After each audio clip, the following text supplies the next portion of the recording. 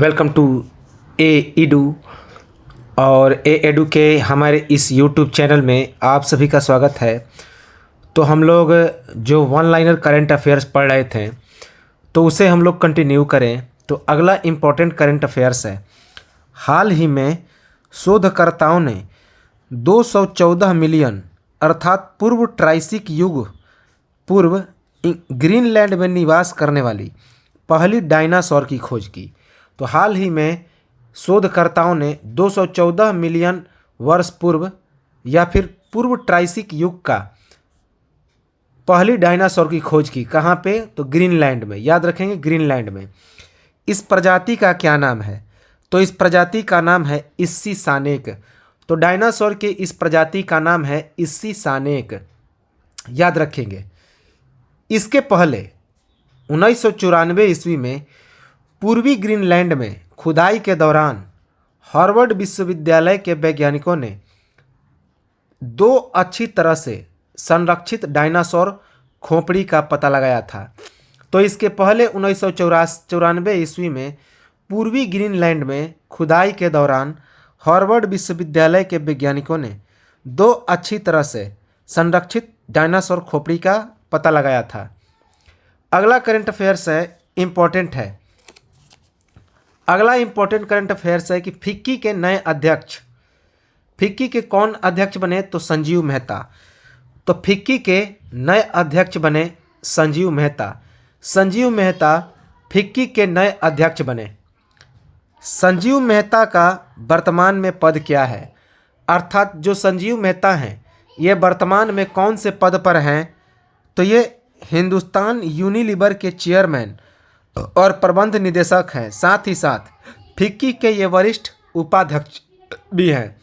तो वर्तमान में ये संजीव मेहता हिंदुस्तान यूनिलीवर के चेयरमैन और प्रबंध निदेशक हैं और फिक्की के वरिष्ठ उपाध्यक्ष भी हैं।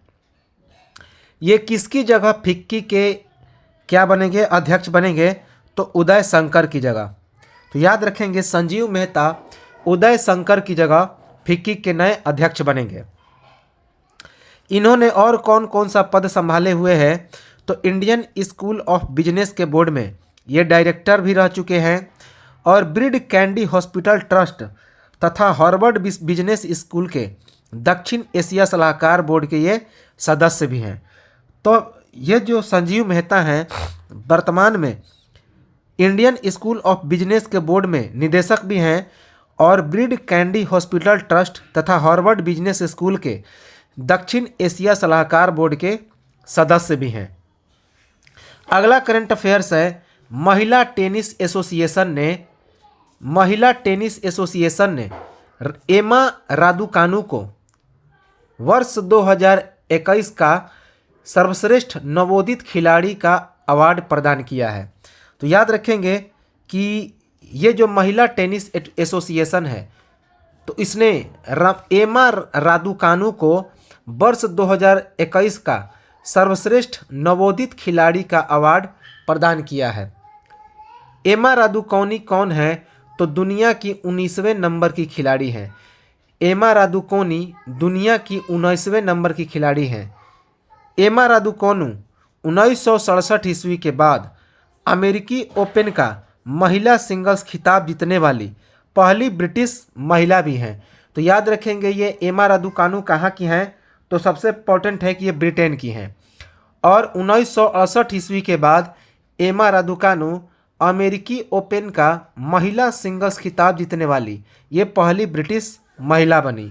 इनका जन्म 13 नवंबर 2002 ईस्वी को कनाडा के टोरंटो में हुआ था। तो इनका जन्म 13 नवंबर 2002 ईस्वी को कनाडा के टोरंटो में हुआ। अगला करंट अफेयर्स है, very very important, international mountain day, अंतर्राष्ट्रीय पर्वत दिवस 2021 मनाया गया। अर्थात इंटरनेशनल माउंटेन डे 2021 कब मनाया गया? 11 दिसंबर 2021 को।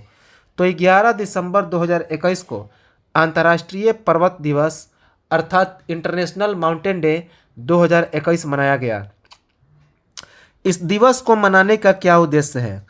तो पर्वतीय जीवन में सुधार लाना और पर्यावरण को संरक्षित करना। तो पर्वतीय जीवन में सुधार लाना और पर्यावरण को सुरक्षित करना, यही इस अंतर्राष्ट्रीय पर्वत दिवस का मूल उद्देश्य है। इस वर्ष का जो अंतर्राष्ट्रीय पर्वत दिवस मना, उसका थीम या फिर विषय क्या रहा? तो उसका थीम या फिर विषय रहा सतत पर्वतीय पर्यटन, सतत पर्वतीय पर्यटन, सस्टेनेबल माउंटेन टूरिज्म। तो इस वर्ष जो अंतर्राष्ट्रीय पर्वतीय दिवस मनाया गया, तो वह उसका विषय क्या रहा? तो सतत पर्वतीय पर्यटन अर्थात सस्टेनेबल माउंटेन टूरिज्म। यह चीज़ पूछा जा सकता है। और पहली बार यह दिवस कब मनाया गया था? तो 11 दिसंबर 2003 को पहली बार यह अंतर्राष्ट्रीय पर्वत दिवस 11 दिसंबर 2003 को मनाया गया। और यह प्रत्येक वर्ष किसके द्वारा मनाया जाता है? तो संयुक्त राष्ट्र महासभा के द्वारा। अगला करंट अफेयर्स है, देश के पहले चीफ ऑफ डिफेंस स्टाफ, देश के पहले चीफ ऑफ डिफेंस स्टाफ अर्थात CDS जनरल बिपिन रावत की हेलीकॉप्टर की दुर्घटना में मृत्यु हो गई। साथ ही साथ उनकी पत्नी मधुलिका रावत की भी मृत्यु हो गई। तो देश के पहले chief of defence staff CDS कौन थे? तो जनरल बिपिन रावत।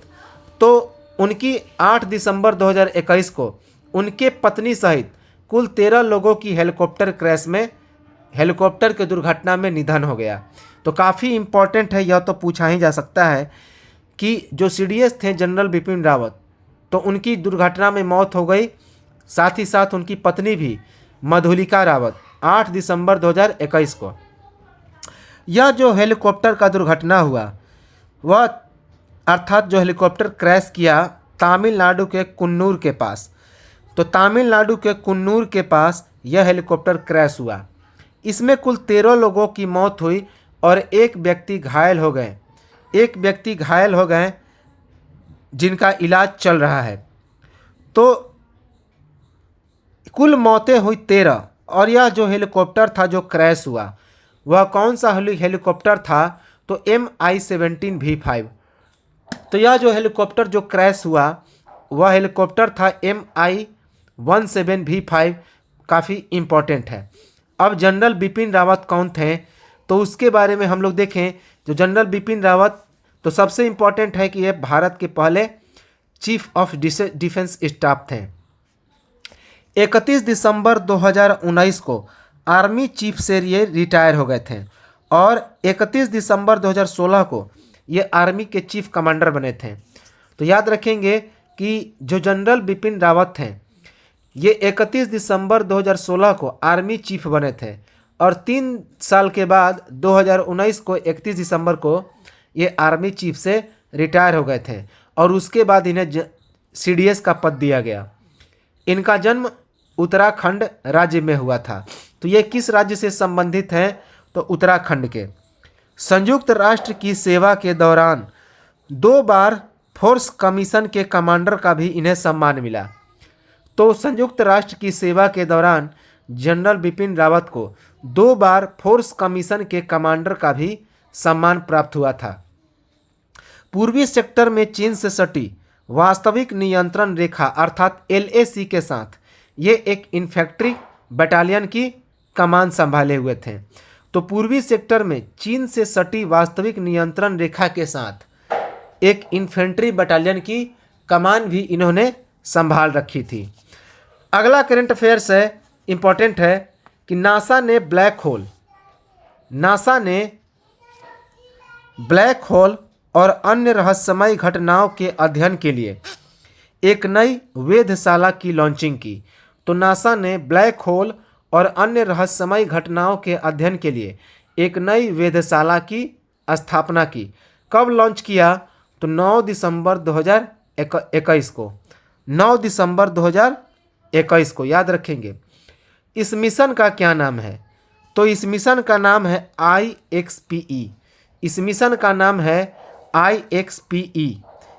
इस मिशन को किस स्थान से लॉन्च किया गया? तो इस वेधशाला को किस स्थान से लॉन्च किया गया? तो 1 बजे सुबह SpaceX कंपनी के फ्लोरिडा के कैनेडी स्पेस सेंटर फ्लोरिडा से फाल्कन 9 रॉकेट की मदद से इसे लॉन्च किया गया। तो फ्लोरिडा के फाल्कन 9 रॉकेट की मदद से सुबह 1 बजे स्पेस एक्स कंपनी के फ्लोरिडा के कैनेडी स्पेस सेंटर से इसे लॉन्च किया गया। यह मिशन नासा और इटली की अंतरिक्ष एजेंसी का एक संयुक्त कार्यक्रम है। तो कंबाइंड मिशन है, यह जो मिशन है नासा और इटली की अंतरिक्ष एजेंसी का संयुक्त कार्यक्रम है। इस मिशन का क्या उद्देश्य है? तो इस मिशन का जो मूल उद्देश्य है विशिष्ट ब्रह्मांडीय एक्सरे स्रोतों का विकिरण प्रक्रियाओं को निर्धारित करना और चरम वातावरण में सामान्य सापेक्षतावादी और क्वांटम प्रभावों का पता लगाना। तो इस मिशन का मुख्य उद्देश्य है विशिष्ट ब्रह्मांडीय एक्सरे स्रोतों की विकिरण प्रक्रियाओं को निर्धारित करना और चरम वातावरण में सामान्य सापेक्षतावादी और क्वांटम प्रभावों का पता लगाना। इस मिशन के लिए कुल कितनी लागत निर्धारित गई? तो 188 मिलियन अमेरिकी डॉलर। तो इस मिशन के लिए कुल 188 मिलियन अमेरिकी डॉलर की लागत निर्धारण हुई। यह मिशन न्यूट्रॉन सितारों, ब्लैक होल, पल्सर, मैग्नेटर सुपरनोवाल अवशेष, क्वासर और सक्रिय परमाणु गांगे नाभिक के चुंबकीय क्षेत्र को मैप करता है। तो यह जो मिशन है न्यूट्रॉन सितारों, ब्लैक होल, पल्सर, मैग्नेटर सुपरनोवाल अवशेष, क्वासर और सक्रिय परमाणु गांगे नाभिक के चुंबकीय क्षेत्र को मैप करता है। अगला इंपॉर्टेंट करंट अफेयर्स है ह्यूमन राइट डे। तो मानव अधिकार दिवस, अंतर्राष्ट्रीय मानव अधिकार दिवस 2021 मनाया गया। ह्यूमन राइट डे, तो ह्यूमन राइट डे या अंतर्राष्ट्रीय मानवाधिकार दिवस मनाया गया। कब? प्रत्येक वर्ष मनाया जाता है 10 दिसंबर को। तो इस साल भी 10 दिसंबर 2021 को मनाया गया अंतर्राष्ट्रीय मानव अधिकार दिवस, याद रखेंगे। इस दिवस कब मनाया गया? तो 10 दिसंबर 2021 को। इस दिवस को मनाने का जो मूल उद्देश्य था, तो इस दिवस को मनाने का मूल उद्देश्य था मानव अधिकारों के प्रति लोगों को जागरूक करना और मानव अधिकारों के हनन को रोकना। तो मानव अधिकारों के प्रति लोगों को जागरूक करना, इसके हनन को रोकना। इस वर्ष का थीम क्या है? तो इस वर्ष का जो मानव अधिकार दिवस है तो काफ़ी इम्पोर्टेंट है। थीम पूछा जाता है कि थीम क्या है? तो थीम है असमानताओं को कम करना।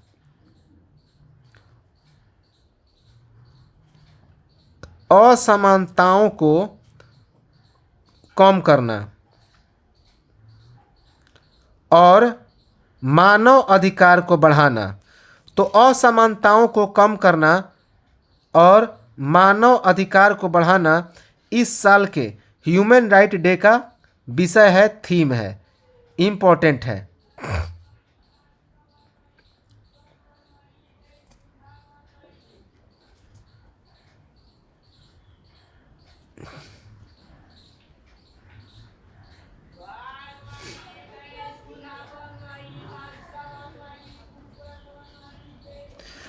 तो इस वर्ष का जो थीम है मानव अधिकार दिवस का, ह्यूमन राइट डे का, असमानताओं को कम करना और मानव के अधिकार को आगे बढ़ाना। इसका जो गठन हुआ था ह्यूमन राइट आयोग, तो इसी कारण इसका निर्माण इसके बनाया जाता है कि ह्यूमन राइट आयोग अर्थात मानव अधिकार आयोग का गठन हुआ था। कब? 12 अक्टूबर 1993 ईस्वी को इसका गठन हुआ था। ह्यूमन राइट मानव अधिकार आयोग का 12 अक्टूबर 1993 को। अगला करंट अफेयर्स है कि भारतीय कैबिनेट ने अभी हाल ही में केन बेतवा नदी लिंक परियोजना को मंजूरी दी, जिसके लिए कितनी लागत आई? तो 44,605 करोड़ रुपए है। तो भारतीय कैबिनेट ने अभी हाल ही में केन बेतवा नदी लिंक परियोजना को मंजूरी दी, जिसकी कुल लागत कितनी बताई गई? तो 44,605 करोड़ रुपए इसकी लागत है। इसकी मंजूरी कब मिली? तो 8 नवंबर 2021 को। तो इसकी जो मंजूरी मिली वह 8 नवंबर 2021 को मिली। इससे क्या लाभ मिलेगा? तो 10.62 लाख हेक्टेयर क्षेत्र में इससे सिंचाई की जाएगी तथा 62 लाख से अधिक लोगों को पानी भी प्राप्त होगी।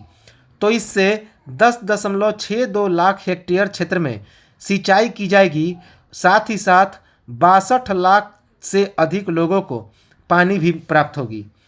इसके लिए हस्ताक्षर किनके बीच हुआ?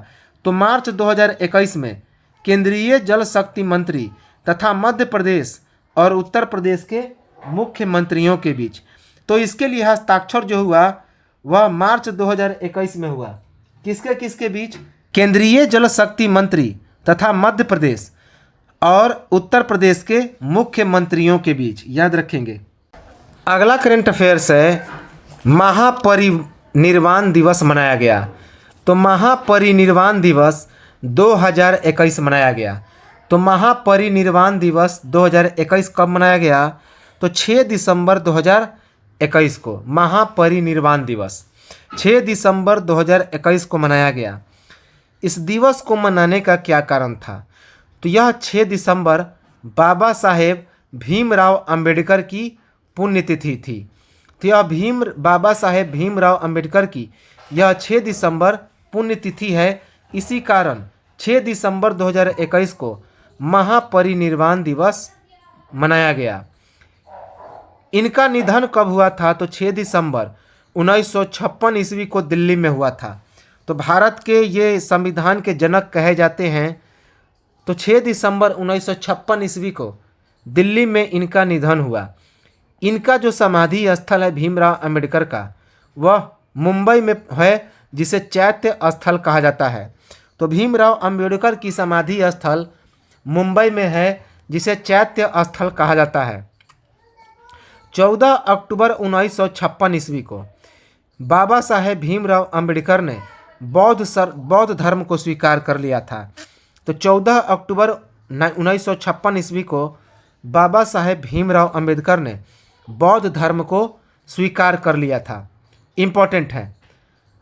अगला करंट अफेयर्स है, इम्पोर्टेंट है। हाल ही में न्यूजीलैंड के एजाज पटेल ने एक पारी में सभी 10 विकेट लेने वाले विश्व के तीसरे खिलाड़ी बन गए। तो न्यूजीलैंड के एजाज पटेल ने एक ही पारी में 10 विकेट लेने का गौरव हासिल किया और इस प्रकार यह कारनामा करने वाले वे पूरे विश्व के तीसरे खिलाड़ी बन गए। याद रखेंगे, ऐसा करने वाले, और ये न्यूजीलैंड के पहले गेंदबाज बने। तो न्यूजीलैंड के ये पहले गेंदबाज बने, लेकिन पूरे विश्व की बात की जाए तो ये तीसरे गेंदबाज हैं जिन्होंने एक पारी में कुल 10 विकेट हासिल किया। इनके पहले यह कारनामा किसके नाम था? तो इंग्लैंड के जिम लेकर के पास, जो ऑस्ट्रेलिया के खिलाफ उन्होंने कारनामा किया था। तो इंग्लैंड के जिम लेकर ने सबसे पहले यह कारनामा किया था। किसके खिलाफ? तो ऑस्ट्रेलिया के खिलाफ 26 जुलाई 1956 ईस्वी को 26 जुलाई 1956 ईस्वी को। और इस मैच में जिम लेकर ने 53 रन देकर 10 विकेट हासिल किए थे। तो इस मैच में जिम लेकर ने 53 रन देकर पूरे 10 विकेट हासिल किए। इसके बाद अनिल कुंबले जो कि भारत के हैं, तो अनिल कुंबले जो कि भारत के हैं, इन्होंने भी 4 फरवरी 1999 ईस्वी को 74 रन देकर 10 विकेट हासिल किया था। तो 4 फरवरी 1999 ईस्वी को 74 रन देकर 10 विकेट हासिल किया अनिल कुंबले ने। पाकिस्तान के खिलाफ दिल्ली के फिरोज शाह कोटला के मैदान में अनिल कुंबले ने यह कारनामा किया था। कहाँ पे? तो पाकिस्तान के खिलाफ दिल्ली के फिरोज शाह कोटला मैदान में।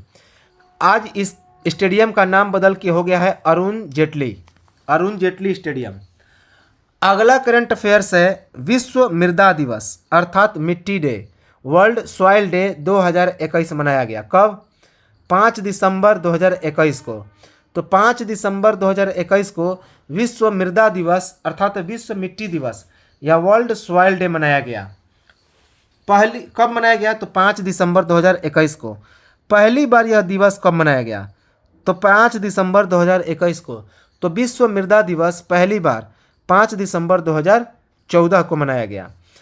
अगला करंट अफेयर्स है, केंद्रीय अप्रत्यक्ष कर एवं सीमा शुल्क बोर्ड अर्थात CBIC का अध्यक्ष कौन बने हैं? तो विवेक जौहरी बने हैं। तो काफ़ी इंपॉर्टेंट है कि केंद्रीय अप्रत्यक्ष कर एवं सीमा शुल्क बोर्ड अर्थात CBIC के अध्यक्ष कौन बने हैं? तो विवेक जौहरी बने हैं। विवेक जौहरी कौन है? तो 1985 बैच के ये IAS अधिकारी हैं। तो विवेक जौहरी 1985 बैच के IAS अधिकारी हैं। ये वर्तमान में CBIC के सदस्य हैं। तो ये वर्तमान में CBIC के सदस्य हैं और इन्होंने M अजीत कुमार की जगह अर्थात M अजीत कुमार विवेक जौहरी से पहले इस केंद्रीय अप्रत्यक्ष कर एवं सीमा शुल्क बोर्ड अर्थात CBIC के अध्यक्ष थे, याद रखेंगे। अगला करंट अफेयर्स है, इम्पोर्टेंट है कि असम राज्य सरकार ने राज्य का सर्वोच्च सम्मान असम वैभव पुरस्कार रतन टाटा को देने की घोषणा की है। तो असम राज्य सरकार ने असम का जो सर्वोच्च सम्मान है असम वैभव, तो यह पुरस्कार रतन टाटा को देने की घोषणा की है। इस पुरस्कार को देने का क्या कारण रहा? तो रतन टाटा को यह पुरस्कार देने का कारण रहा कि रतन टाटा की पहल पर टाटा ट्रस्ट ने असम सरकार के सहयोग से साल 2018 में 19 कैंसर देखभाल इकाई स्थापित करने का निर्णय लिया था तथा इसका शिलान्यास किसने किया? तो रतन टाटा ने किया। तो यह पुरस्कार देने का क्या कारण रहा कि रतन टाटा की पहल पर टाटा ट्रस्ट ने असम सरकार के सहयोग से साल 2018 में 19 कैंसर इकाई देखभाल स्थापित करने का निर्णय लिया तथा इसका शिलान्यास रतन टाटा ने किया था। अगला करंट अफेयर्स है, इंपॉर्टेंट है वेरी कि अरुणाचल प्रदेश ने फिल्म अभिनेता संजय दत्त को अपने राज्य का नया ब्रांड एम्बेसडर नियुक्त किया है। तो संजय दत्त को किस राज्य सरकार ने अपना जो ब्रांड एम्बेसडर नियुक्त किया? तो अरुणाचल प्रदेश ने।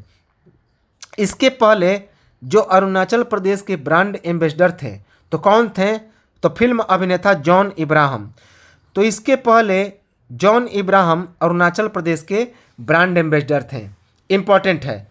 अगला करंट अफेयर्स है, हाल ही में नागालैंड की पुलिस ने call your cop mobile app launch किया है। तो हाल ही में नागालैंड की पुलिस ने कॉल योर कॉप नामक एक मोबाइल ऐप लॉन्च किया है। इस ऐप का विकास किसके द्वारा किया गया? तो इस ऐप का विकास Excel logics tech solutions private limited के द्वारा किया गया। तो इस ऐप का विकास Excel logics tech solutions private limited के द्वारा किया गया। इससे क्या फ़ायदा होगा? तो राज्य के सभी नागरिकों को, विशेष रूप से संकटग्रस्त लोगों को सीधे पुलिस से संपर्क करने में यह सक्षम बनाएगा। तो राज्य के सभी नागरिकों को, विशेष रूप से संकटग्रस्त लोगों को सीधे पुलिस से संपर्क करने में यह सक्षम बनाएगा। अगला करंट अफेयर्स है, इम्पोर्टेंट है, राष्ट्रीय प्रदूषण नियंत्रण दिवस 2021। तो राष्ट्रीय प्रदूषण नियंत्रण दिवस अर्थात नेशनल पोल्यूशन कंट्रोल डे 2021 मनाया गया। कब? 2 दिसंबर 2021 को। तो यह 2 दिसंबर 2021 को नेशनल पोल्यूशन कंट्रोल डे मनाया जाता है प्रत्येक वर्ष। यह दिवस क्यों मनाया जाता है? तो इस दिवस को मनाए जाने का कारण है कि भोपाल गैस त्रासदी में अपनी जान गंवाने वाले लोगों की याद में यह दिवस मनाया जाता है। तो जो भोपाल गैस त्रासदी हुआ था, मिथाइल आइसोसाइनेट नामक गैस का रिसाव हुआ था, तो उसमें कई लोगों की जानें चली गई थी। तो उसी की याद में यह राष्ट्रीय प्रदूषण नियंत्रण दिवस प्रत्येक वर्ष 2 दिसंबर को मनाया जाता है। अगला करंट अफेयर्स है इंडियन नेवी डे। तो इंडियन नेवी डे याद रखेंगे। अर्थात भारतीय नौसेना दिवस 2021 मनाया गया। कब? तो 4 दिसंबर 2021 को। 4 दिसंबर 2021 को नेवी डे या फिर भारतीय नौसेना दिवस मनाया गया। भारतीय नौसेना की स्थापना कब हुई थी? तो 4 दिसंबर 1612 ईस्वी को। 4 दिसंबर 1612 ईस्वी को। लेकिन 1950 ईस्वी के बाद इसका फिर से गठन किया गया। तो 1950 ईस्वी के बाद भारतीय नौसेना का एक बार फिर से गठन किया गया। और इस साल जो भारतीय नौसेना दिवस मनाया गया तो उसकी थीम या विषय क्या रही? तो स्वर्णिम विजय दिवस। स्वर्णिम विजय दिवस इस साल के नौसेना दिवस की थीम रही। 1971 ईस्वी में पाकिस्तान के ऊपर भारत की जीत का यह 50वीं वर्षगांठ मनाया गया। तो इसी कारण इसका थीम स्वर्णिम विजय दिवस रखा गया।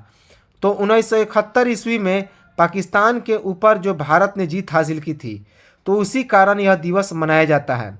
और यह जो दिवस है 2021 का, यह भारतीय नौसेना का 50वीं वर्षगांठ है जो कि 1971 ईस्वी में पाकिस्तान के ऊपर भारत ने जीत हासिल की थी। नौसेना का मुख्यालय कहाँ पे है? तो नई दिल्ली में। तो इंडियन नेवी का मुख्यालय कहाँ पे है? तो न्यू दिल्ली में। अगला इम्पोर्टेंट करंट अफेयर्स है, मोस्ट इम्पोर्टेंट। गीता गोपीनाथ अंतर्राष्ट्रीय मुद्रा कोष में प्रथम उप प्रबंध निदेशक बन चुकी हैं।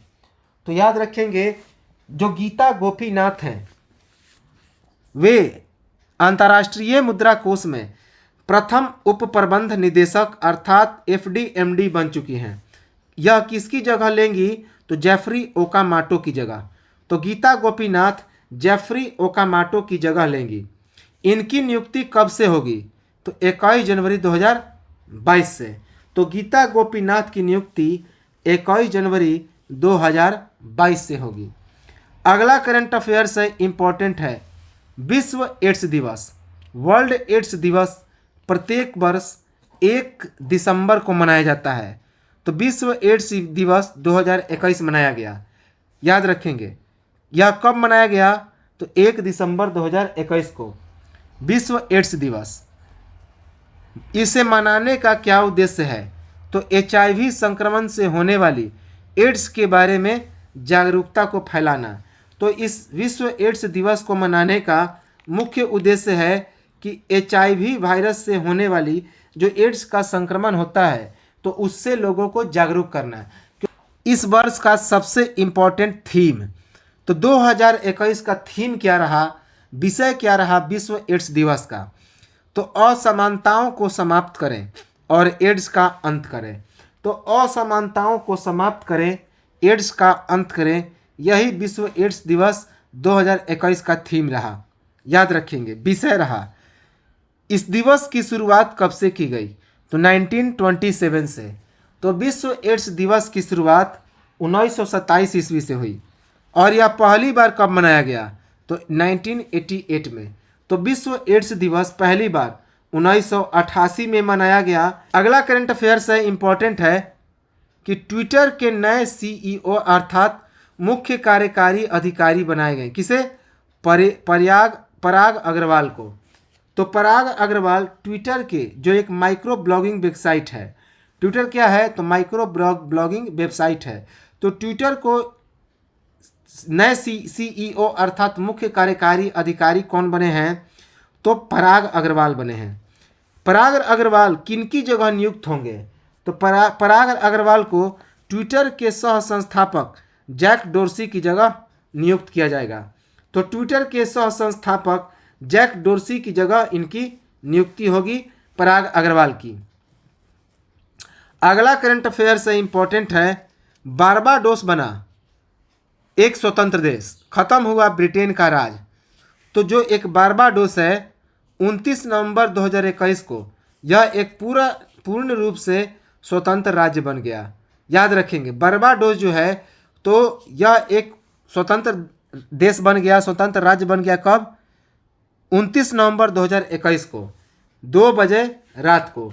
तो 29 नवंबर 2021 को रात्रि के 12 बजे रात को बारबाडोस को एक गणतंत्र देश के रूप में घोषित कर दिया गया। 29 नवंबर 2021 को बारबाडोस के ये पहली राष्ट्रपति कौन बने? तो बारबाडोस के पहले राष्ट्रपति बने गवर्नर जनरल सैंड्रा मेसन। तो गवर्नर जनरल सैंड्रा मेसन इस बारबाडोस के पहले राष्ट्रपति बनाए गए।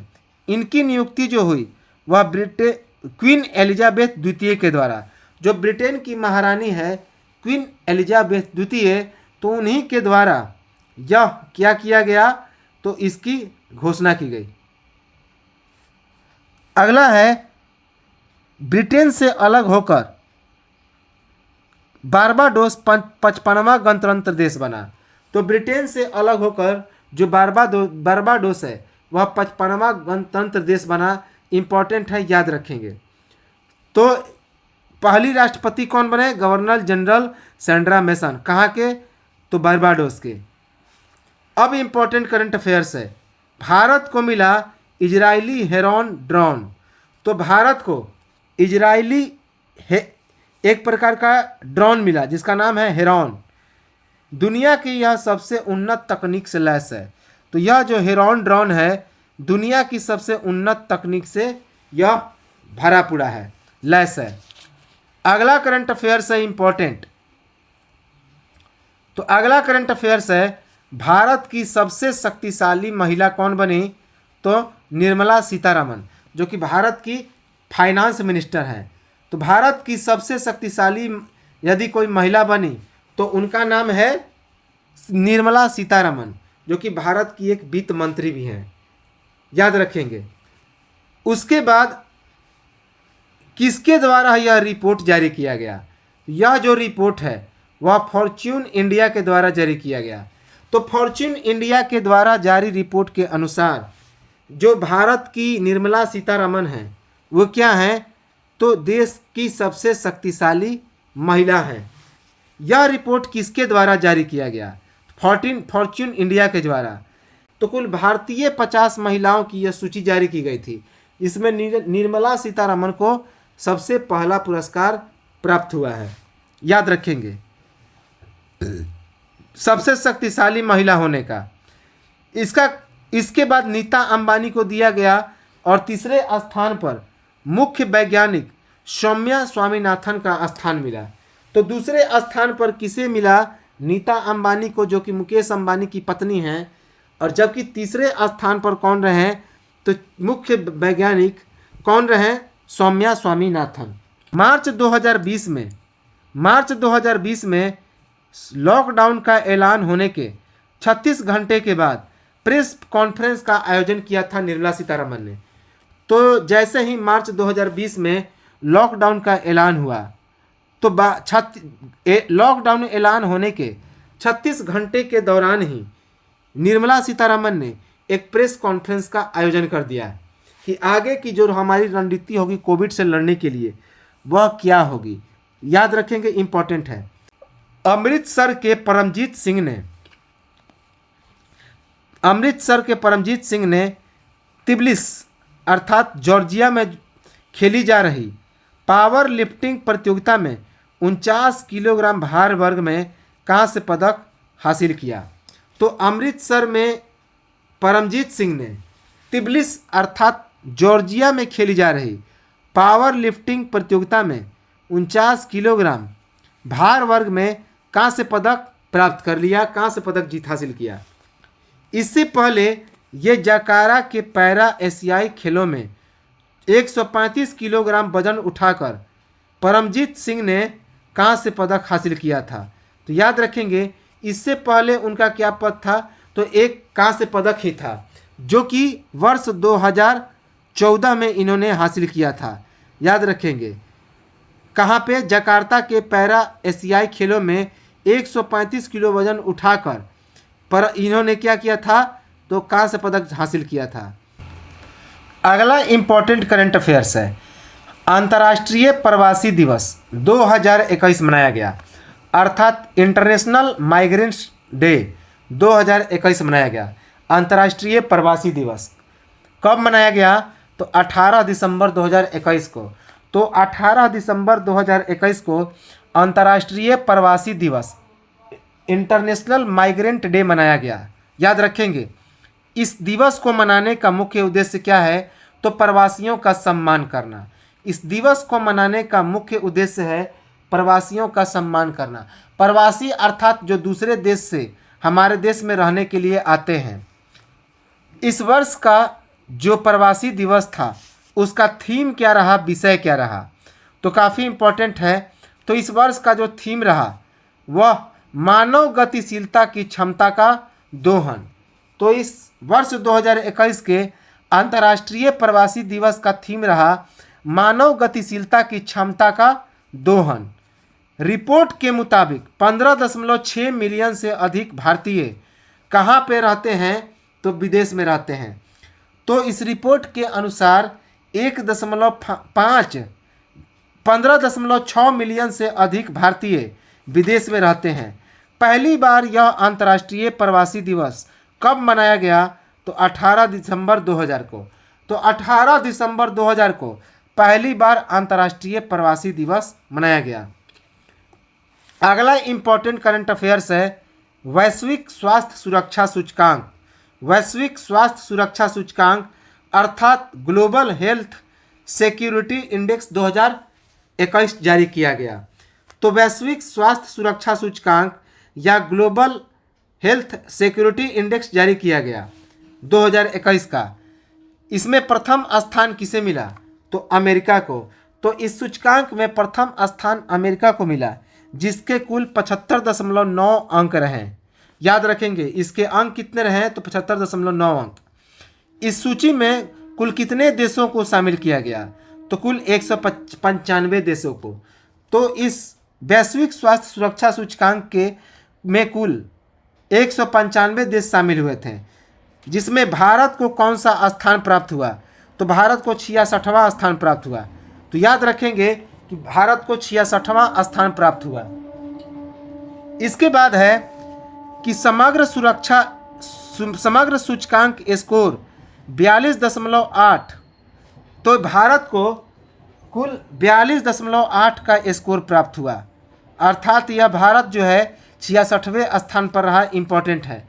6 श्रेणियों में स्वास्थ्य और सुरक्षा क्षमताओं का आकलन किया गया।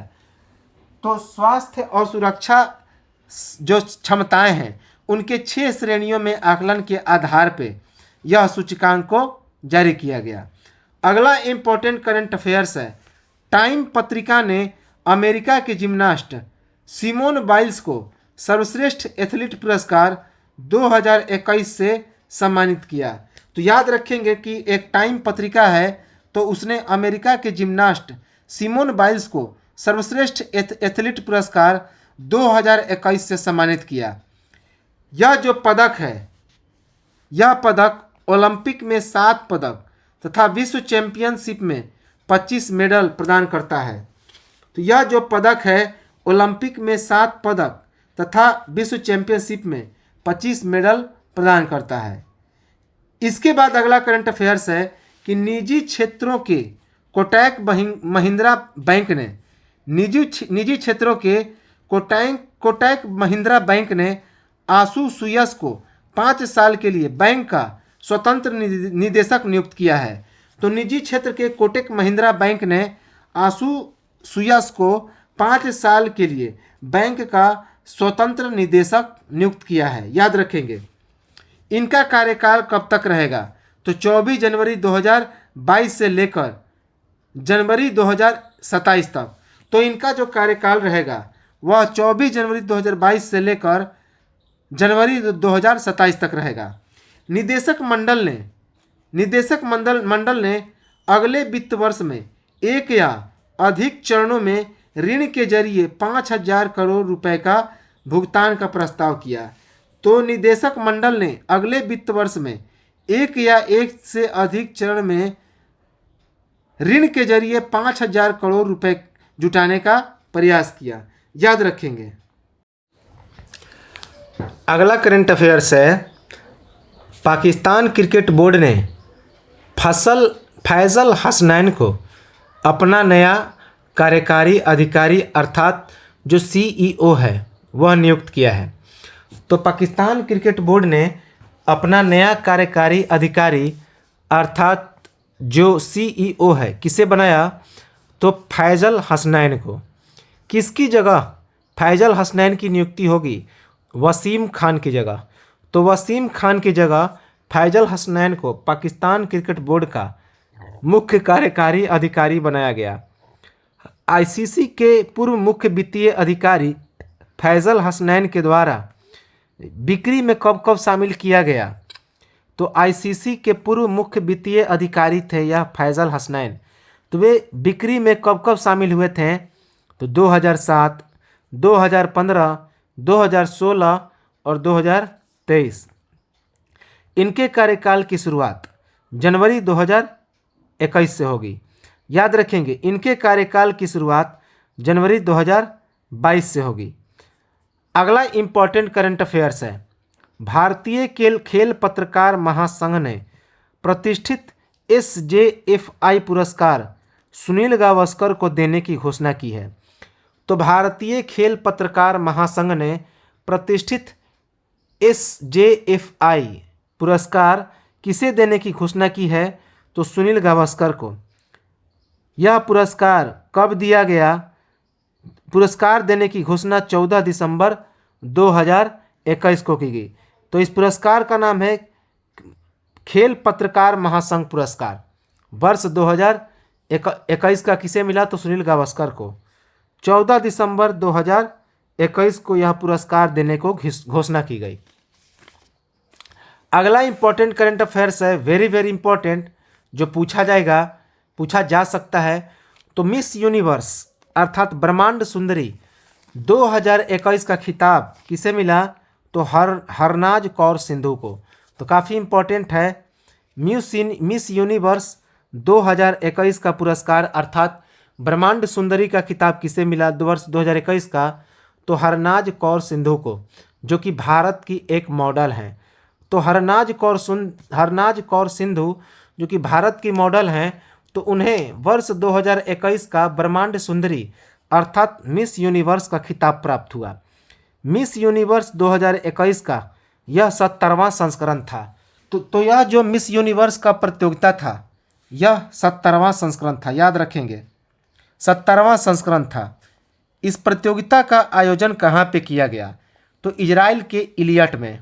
इस प्रतियोगिता का आयोजन इजराइल के इलियट में किया गया।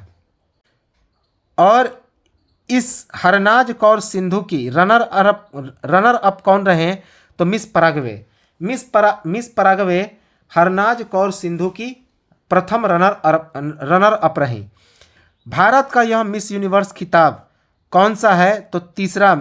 याद रखेंगे, 1994 में दूसरा मिस यूनिवर्स का खिताब सुष्मिता सेन ने हासिल किया, जबकि लारा दत्ता ने 2000 में दूसरा मिस यूनिवर्स हासिल किया था। याद रखेंगे। और इसके बाद यह तीसरा मिस यूनिवर्स का खिताब हरनाज कौर सिंधु के नाम का है। हरनाज कौर सिंधु को और भी कई सारे पुरस्कार प्राप्त हुए हैं। तो कौन कौन हरनाज कौर सिंधु को और कौन कौन से पुरस्कार प्राप्त हुए हैं?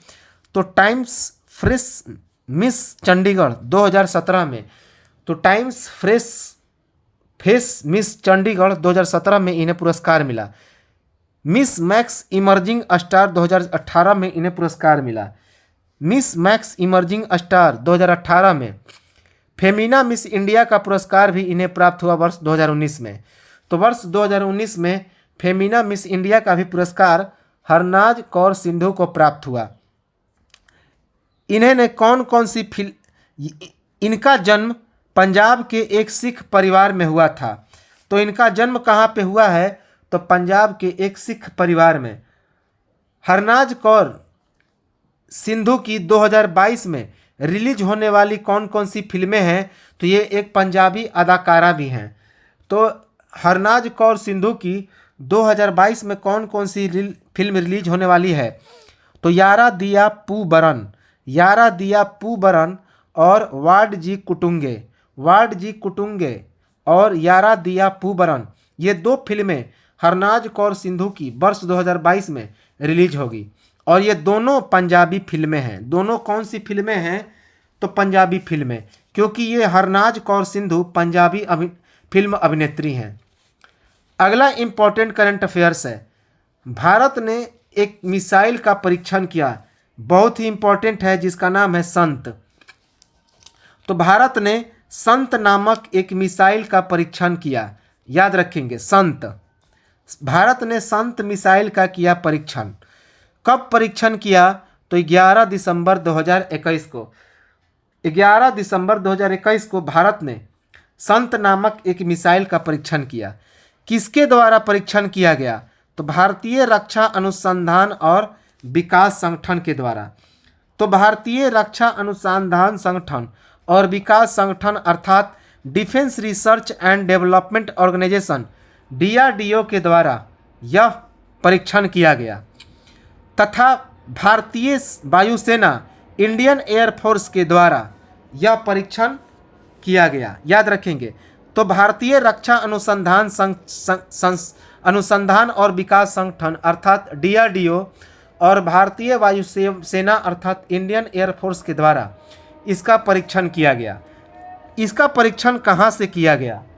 तो इस संत मिसाइल का परीक्षण पोखरण रेंज से किया गया। पोखरण रेंज से। संत का पूरा नाम है stand of anti tank missile. Stand of anti tank missile यह स्वदेश रूप से डिजाइन और एक विकसित हेलीकॉप्टर है। तो यह जो संत है स्वदेश रूप से डिजाइन और एक विकसित हेलीकॉप्टर है। संत के बारे में और हम लोग देखें तो जो संत है यह कितने सीमा में लक्ष्य को नष्ट करने में सक्षम है? तो 10 किलोमीटर। 10 किलोमीटर के अंदर में यह लक्ष्य को नष्ट करने में सक्षम है। इसका डिजाइन किसने तैयार किया और इसका विकास किसने तैयार किया? तो RCI हैदराबाद। याद रखेंगे। तथा DRDO के संयुक्त प्रयास से। तो RCI हैदराबाद तथा DRDO के संयुक्त प्रयास से इसका डिजाइन और विकास किया गया। यह स्वदेशी स्टैंड ऑफ हथियारों की श्रृंखला में तीसरा मिसाइल है। तो स्वदेशी स्टैंड ऑफ हथियारों की श्रृंखला में तीसरा मिसाइल है और यह अत्याधुनिक मिलीमीटर वेव अर्थात MMW से बना है। तो संत अत्याधुनिक मिलीमीटर वेव से अर्थात MMW से बना है। अगला इंपॉर्टेंट करंट अफेयर्स है अंतर्राष्ट्रीय भ्रष्टाचार विरोधी दिवस 2021 मनाया गया। तो अंतर्राष्ट्रीय भ्रष्टाचार विरोधी दिवस 2021 मनाया गया। इंटरनेशनल एंटी करप्शन डे 2021 कब मनाया गया?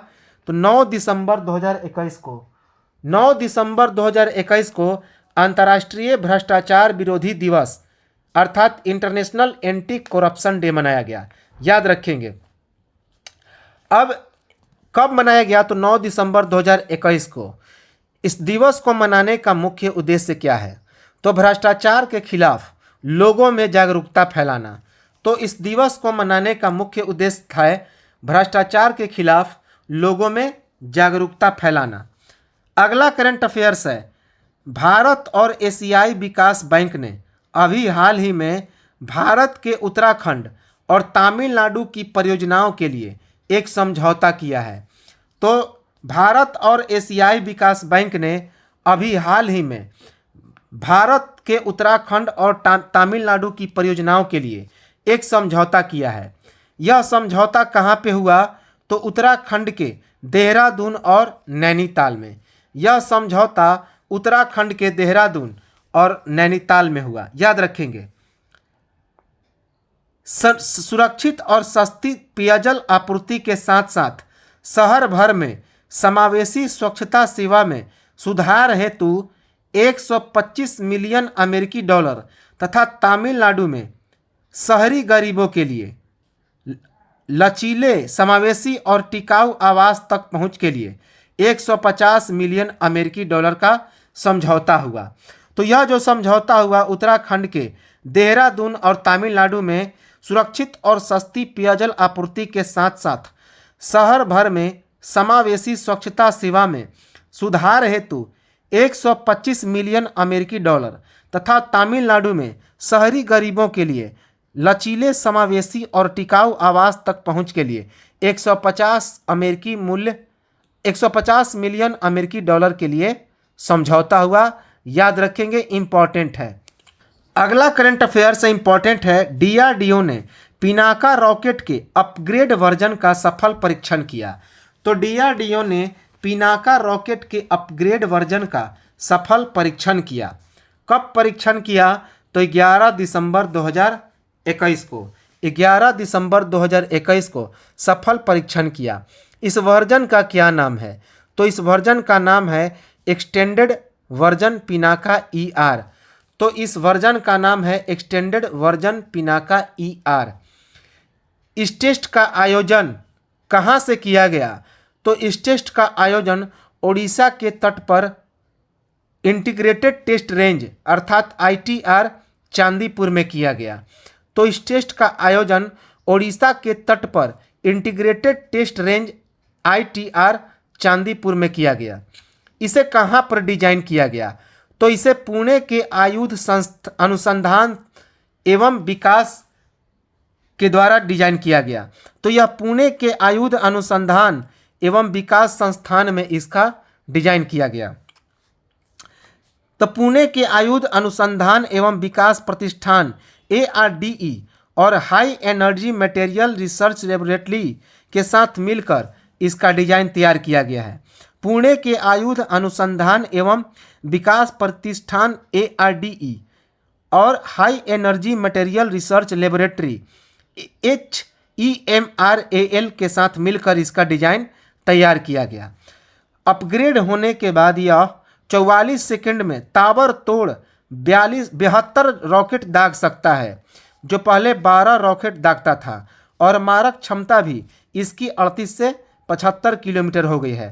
तो याद रखेंगे कि अपग्रेड होने के बाद यह 44 सेकंड में ताबड़तोड़ 72 रॉकेट दाग सकता है, जो पहले 12 रॉकेट दाग सकता था, और इसकी मारक क्षमता भी 38 से 75 किलोमीटर हो गई है। पिनाका भारत में उत्पादित एक बहुखंडीय रॉकेट लॉन्चर है, जिसका विकास दिसंबर 1986 में शुरू हुआ। याद रखेंगे। अगला करंट अफेयर्स है, भारतीय रुपया 8 पैसे की गिरावट के साथ 16 महीने के सबसे निचले स्तर पर पहुंच गया। तो भारतीय रुपया 8 पैसे की गिरावट के साथ 16 महीने के सबसे निचले स्तर पर पहुंच गया है। इसका कारण क्या है? तो विदेशी फंड के बेरोक टोक बहिर्वाह, विदेशी फंड के बेरोक टोक बहिर्वाह के कारण भारतीय रुपया 8 पैसे की गिरावट के साथ 16 महीने के सबसे निचले स्तर पर पहुंच गया। अंतर बैंक विदेशी मुद्रा बाजार में भारतीय रुपया 60 के पिछले बंद के मुकाबले 75.65 पर खुला। तो अंतर बैंक विदेशी मुद्रा बाजार में जो भारतीय रुपया है वह 60 के पिछले बंद के मुकाबले 75.65 पर खुला। अगला करंट अफेयर्स है, भारत के पूर्व मुख्य चुनाव आयुक्त सुनील अरोड़ा को international institute for democracy and electoral assistance अर्थात IDEA की सलाहकार बोर्ड में शामिल किया गया है। तो भारत के पूर्व मुख्य चुनाव आयुक्त सुनील अरोड़ा को international institute for democracy and electoral assistance अर्थात IDEA की सलाहकार बोर्ड में शामिल किया गया। ये सुनील अरोड़ा भारत के 23वें मुख्य चुनाव आयुक्त हैं। तो भारत के 23वें मुख्य चुनाव आयुक्त थे सुनील अरोड़ा। पंजाब के होशियारपुर में 13 अप्रैल 1956 को जन्मे सुनील अरोड़ा 1980 बैच के राजस्थान कैडर के IFS अधिकारी हैं। इंटरनेशनल फाइनेंशियल सर्विस के अधिकारी हैं। तो 1980 बैच के राजस्थान कैडर के ये IFS अधिकारी हैं। अगला करंट अफेयर्स है, नासा ने भारतीय मूल के डॉक्टर अनिल मेनन को अंतरिक्ष यात्री के रूप में चुना है। तो इम्पॉर्टेंट है कि नासा ने भारतीय मूल के डॉक्टर अनिल मेनन को अंतरिक्ष यात्री के रूप में चुना है। भारतीय मूल के फिजिशियन एवं वायुसेना में लेफ्टिनेंट कर्नल ये क्या हैं? तो अनिल मेनन भारतीय मूल के एक फिजिशियन हैं एवं वायुसेना में एक लेफ्टिनेंट कर्नल भी हैं। इस अभियान में कुल कितने सदस्यों को चयन किया गया? तो 10 सदस्यों को। तो इस अभियान में कुल 10 सदस्यों को चयन किया गया। अनिल मेनन का जन्म यूक्रेन में हुआ था और वे स्पेस एक्स के पहले फ्लाइट सर्जन थे और उन्होंने नासा के स्पेस एक्स 2 मिशन के दौरान एक चिकित्सा संगठन का भी निर्माण किया था। तो अनिल मेनन का जन्म यूक्रेन में हुआ था और वे स्पेस एक्स के पहले फ्लाइट सर्जन थे और उन्होंने नासा के स्पेस एक्स 2 मिशन के दौरान एक चिकित्सा संगठन का भी निर्माण किया। इसके लिए घोषणा कब की गई? तो 7 दिसंबर 2021 को। इसके लिए घोषणा 7 दिसंबर 2021 को की गई। अगला करंट अफेयर्स है वेरी वेरी इंपॉर्टेंट। तो वर्ष 2021 में ज्ञानपीठ पुरस्कार मिला। वर्ष 2021 में ज्ञानपीठ पुरस्कार मिला, याद रखेंगे। तो 2 पुरस्कार मिला, एक वर्ष 2021 का और एक 2022 का। तो नीलमणि फुकन जूनियर जो कि प्रख्यात असमिया कवि हैं, उन्हें वर्ष 2020 का 56वां ज्ञानपीठ पुरस्कार प्राप्त हुआ। तो नीलमणि फुकन जूनियर जो कि प्रख्यात असमिया कवि हैं, उन्हें वर्ष 2020 के 56वां ज्ञानपीठ पुरस्कार प्राप्त हुआ, याद रखेंगे। इसके बाद दामोदर मौजो जो कि प्रख्यात कोंकणी उपन्यासकार हैं, इन्हें वर्ष 2021 का 57वां ज्ञानपीठ पुरस्कार प्राप्त हुआ। दामोदर मौजो को, जो कि प्रख्यात कोंकणी उपन्यासकार हैं, इन्हें वर्ष 2021 का 57वां ज्ञानपीठ पुरस्कार प्राप्त हुआ। तो 2021 का ज्ञानपीठ किसे मिला? दामोदर मौजो को, जो कि एक प्रख्यात कोंकणी उपन्यासकार हैं, इन्हें 57वां ज्ञानपीठ पुरस्कार मिला। जबकि वर्ष 2020 का जो ज्ञानपीठ पुरस्कार मिला वह 56वां ज्ञानपीठ पुरस्कार था, जो नीलमणि फुकन जूनियर को मिला, जो प्रख्यात असमिया कवि हैं। इसका फैसला प्रसिद्ध कथाकार और ज्ञानपीठ पुरस्कार से सम्मानित प्रतिभा राय की सदारत में हुई चयन समिति की बैठक में हुई। तो इनको पुरस्कार देने का जो फैसला प्रसिद्ध कथाकार और ज्ञानपीठ पुरस्कार से सम्मानित प्रतिभा राय की सदारत में हुई चयन समिति की बैठक में की गई। अगला करंट अफेयर से इंपॉर्टेंट, भारत सरकार की एक नई मंजिल योजना जारी की गई। तो भारत सरकार की नई मंजिल योजना जारी की गई। इसकी शुरुआत कब की गई? तो 2015 में अल्पसंख्यक मामलों के मंत्रालय के द्वारा इसकी शुरुआत की गई थी, मंजिल योजना। इसका मुख्य उद्देश्य क्या है? तो अल्पसंख्यक युवाओं को रोजगार योग्य कौशल प्रदान करना। तो इसका मुख्य उद्देश्य है अल्पसंख्यक युवाओं को रोजगार योग्य कौशल प्रदान करना। यह योजना मुख्य रूप से 17 से 35 वर्ष के आयु वर्ग के अल्पसंख्यक युवाओं पर केंद्रित है। तो यह जो योजना है मुख्य रूप से 17 से 35 वर्ष के आयु वर्ग के अल्पसंख्यक युवाओं पर केंद्रित है। अगला करंट अफेयर से इंपॉर्टेंट है, प्रधानमंत्री नरेंद्र मोदी ने गोरखपुर को 9,600 करोड़ रुपए की सौगात दी और इसके अंतर्गत 7 परियोजनाओं की शुरुआत की। तो भारत के प्रधानमंत्री नरेंद्र मोदी ने गोरखपुर को 9,600 करोड़ रुपए की सौगात दी और इसके अंतर्गत 7 परियोजनाओं की शुरुआत की। सौगात क्या मिला, कब दिया? तो 7 दिसंबर 2021 को। तो इसकी घोषणा की कब की? 7 दिसंबर 2021 को। यह जो परियोजना है, इस परियोजना में गोरखपुर का खाद कारखाना का निर्माण किया गया। तो इस परियोजना में गोरखपुर में एक खाद कारखाना का उद्घाटन किया गया, जिसमें कितनी लागत बताई गई? तो 8603 करोड़। तो 8603 करोड़ के एक गोरखपुर में खाद कारखाना का शिलान्यास किया गया। इसके अतिरिक्त एम्स और RMRC जांच केंद्र का भी उद्घाटन किया गया। यह एम्स 750 बेड का एक अस्पताल होगा। तो गोरखपुर में 750 बेड के अस्पताल का एक एम्स और RMRC जांच केंद्र का भी उद्घाटन किया नरेंद्र मोदी ने। अगला इंपॉर्टेंट करंट अफेयर्स है, वेरी वेरी इंपॉर्टेंट, राष्ट्रीय सेना झंडा दिवस 2021 मनाया गया। तो राष्ट्रीय सेना झंडा दिवस 2021 मनाया गया, अर्थात आर्म्ड फोर्स फ्लैग डे। कब मनाया गया? तो 7 दिसंबर 2021 को। 7 दिसंबर 2021 को सशस्त्र सेना झंडा दिवस मनाया गया।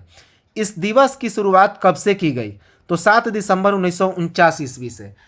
तो इस दिवस को मनाने की शुरुआत 7 दिसंबर 1949 से की गई। अगला इंपॉर्टेंट करंट अफेयर्स है, अंतर्राष्ट्रीय नागरिक उड्डयन दिवस 2021 मनाया गया। तो अंतर्राष्ट्रीय नागरिक उड्डयन दिवस 2021 मनाया गया, अर्थात international civil aviation day. International civil aviation day 2021 कब मनाया गया? तो 7 दिसंबर 2021 को। 7 दिसंबर 2021 को।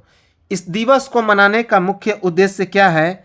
तो नागरिक उड्डयन संगठन की हवाई यात्रा में भूमिका और इसके महत्व को बताना।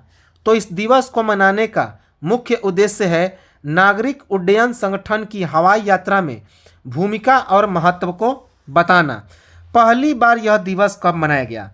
तो 1996 ईस्वी में संयुक्त राष्ट्र संघ के द्वारा। तो पहली बार इस दिवस को 1996 ईस्वी में संयुक्त राष्ट्र संघ के द्वारा मनाया गया।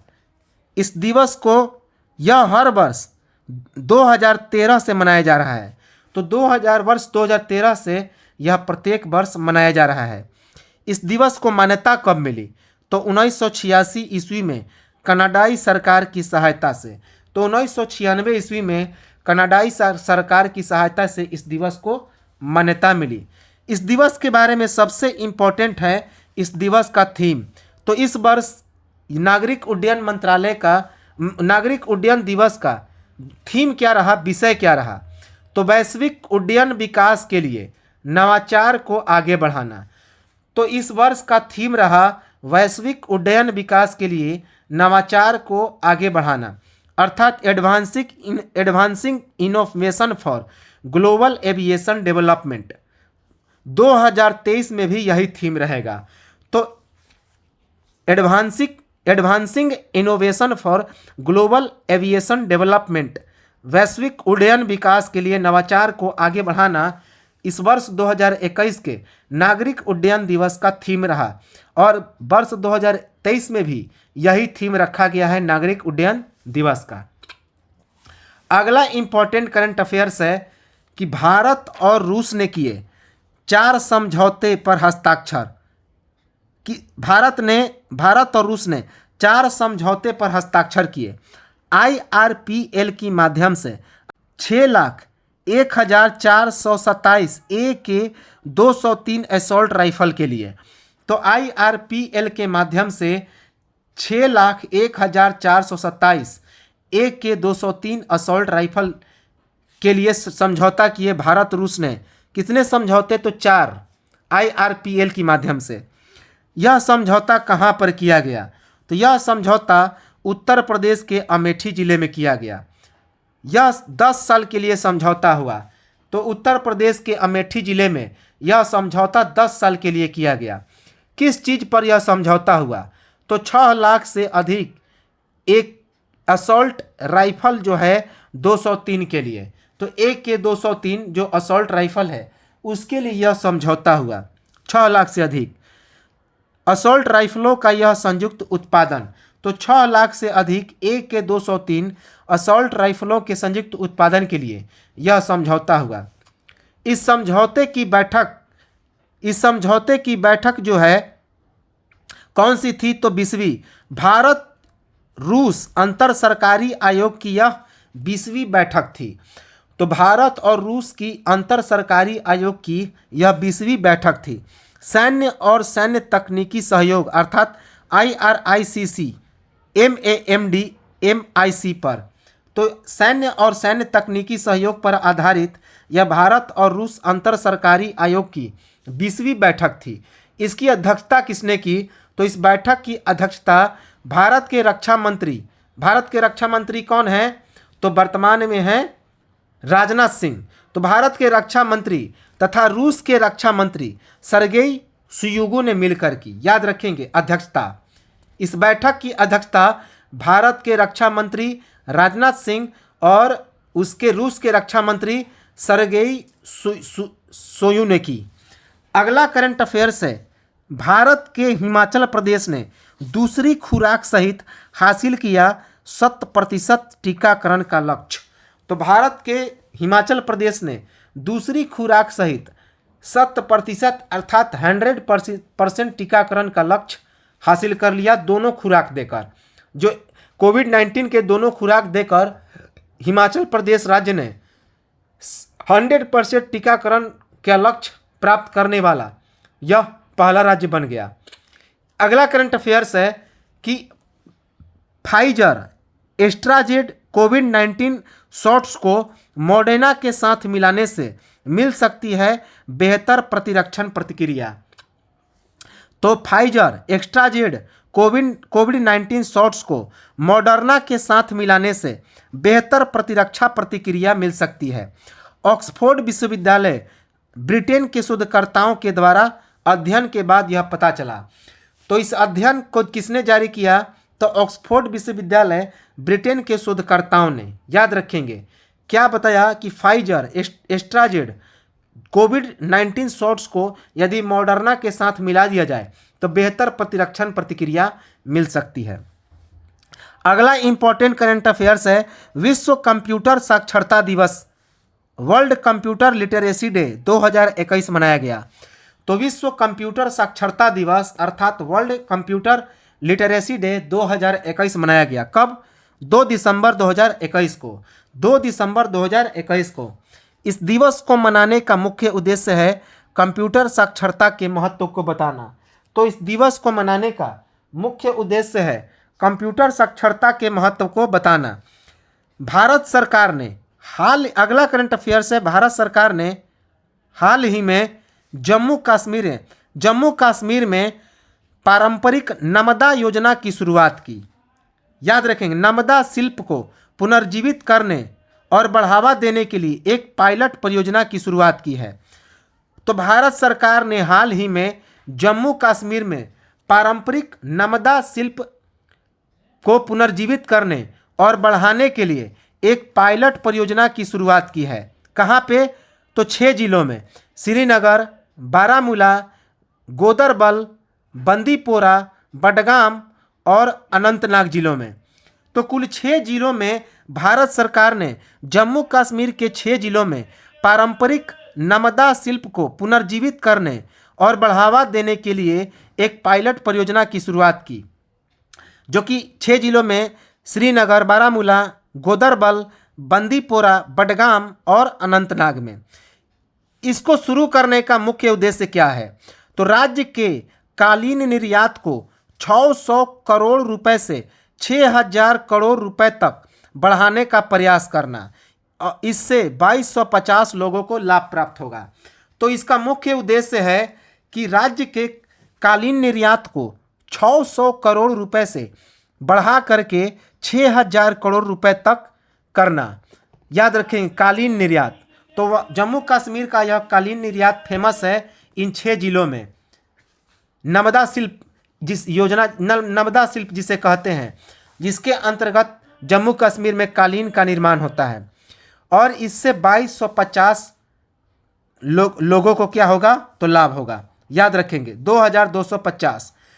तो ये तो था हमारा आज का one liner current affairs. One liner current affairs को हम लोग और आगे कंटिन्यू करेंगे और एक एक करंट अफेयर्स हम लोग समाप्त करेंगे। जहाँ से बाहर कोई भी प्रश्न नहीं आएगा। तो बार बार हमारे करंट अफेयर्स के सेशन को देखते रहें और जितने सारे वीडियो हैं प्लेलिस्ट में उसे ज़रूर देखें।